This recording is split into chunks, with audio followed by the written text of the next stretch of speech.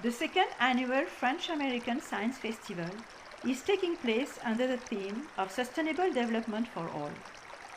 The scientific office of the French Consulate in Chicago launched an international project in science outreach examining sustainable management of water in the world. 3 student groups from Chicago, France and India were challenged to make a movie to discover the emerging concerns of water management in their regions and propose innovative solutions. This compiled film will allow us to reflect on the development of science mediation cooperative programs on global issues. Let's start with the group of Milwaukee, embarked on a boat trip with the School of Freshwater Sciences, University of Wisconsin.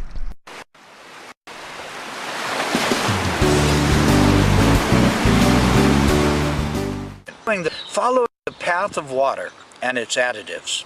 From the headwaters to a receiving body, water characteristics change continuously. Our mission is to examine river discharge as it relates to upstream source inputs. Effects on Lake Michigan ecosystems can be short-term and acute or longer-term and chronic. How do we manage the sources? Which impacts are processed and eliminated? Which persist and can only be diluted? Measurement of persistence versus degradation is one part of approaching sustainable use of water. Tonight, a view of Milwaukee's sewage problem you haven't seen before. It's a look at what's happening underwater after more than 4 billion gallons of sewage spilled into Lake Michigan this spring. As Investigation 4's Scott Friedman shows us, tiny creatures have invaded the lake and are helping clean things up. Part of our today is to understand how natural and human activities influence the quality or the characteristics of water in rivers and in the receiving body where the rivers flow into. And here we're going to use the Milwaukee, Menominee, Kinnickinnick River group and Lake Michigan as the receiving bodies. We are currently as far upriver as we can get in a large vessel easily on the Milwaukee River up here at station JP6, which is above the Menominee River. And I want you to be thinking about these things as we move through here. The water in the Milwaukee River starts in a pristine forested area. It moves through agricultural lands where corn and animals are grown. It then enters a suburban area, which is where Mequon and Grafton and some of the smaller towns that outlie Milwaukee, and it goes through them into downtown Milwaukee, right here where we're downtown.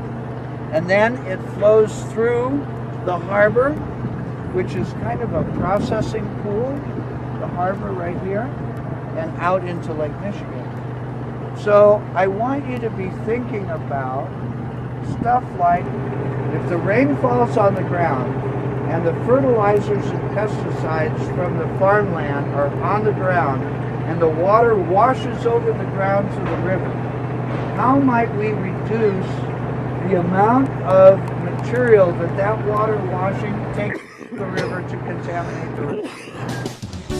Because it's going into such a large body of water, it spreads out a lot throughout the entire lake, and it dilutes to the point where it almost disappears. Being that there's such a large volume of water, the river runoff that runs into the lake just spreads out into pretty much nothing and just disappears.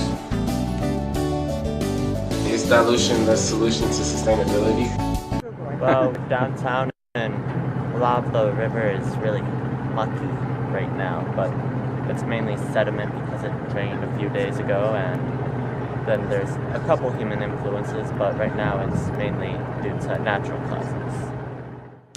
The things that we're really interested in are the chlorophyll and the specific conductivity and the temperature. Here on this sheet I have time, the depth that's shown on there because this thing is in a box, a photo which I'm going to take at each station. 940, go.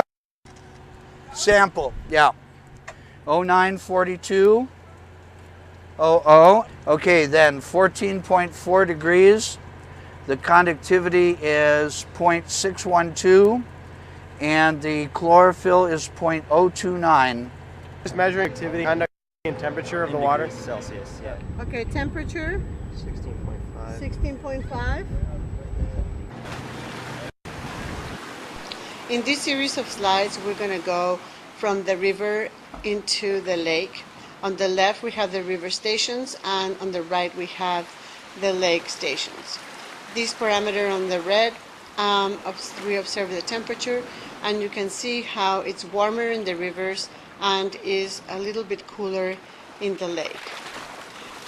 These blue lines show the surface conductivity, and again, when we go from the river into the lake, we have that the conductivity was from 650 to 300, and this conductivity is a measure of dilution into Lake Michigan. Tell us what Arbor did with the water that came down from the river that changed it before we got out here.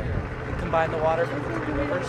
It combined the water from the 3 rivers, that's correct. Do you think that there was more or less agricultural influence here than in the harbor? Less. Dilution and the loss of sediment. You can see how we can differentiate.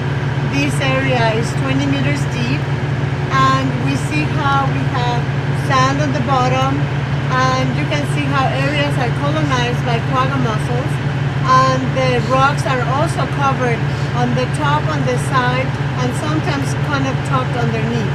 So we see all these different things in this station. The things that the mussels do is they take the particles from the water and they let the water be clearer. So that's one of the aspects that we have seen a big change. In this example, the black line shows temperature, which is increased in the upper 10 meters. To be honest, a lot of it didn't really surprise me. It kind of made sense that there would be like more silt and more stuff in the river, basically more pollution, and then once it got out to the lake it would kind of dilute more, it wouldn't be as bad, so it kind of made sense. Stop taking an hour-and-a-half long showers. There's a lot of different ways. I could just do the whole fallback of cutting back on using tons of water and using a bunch of chemical things, but I think one of the things that would really help is to look into new ways to hopefully clean water and new ways to transport water and all of that, so that the whole process, not just from me, but for everybody, is cleaner and safer for the environment. Some of the topics that we see, like La Niña, El Niño, global climate change, and some of those aspects that affect us as well here. So then they see the connections between the marine environment and the freshwater environment. So we're hoping that they would be great stewards of the different ecosystems and Lake Michigan. People use it and use it and use it until something goes wrong, and then they go, whoa, we need to do something about that.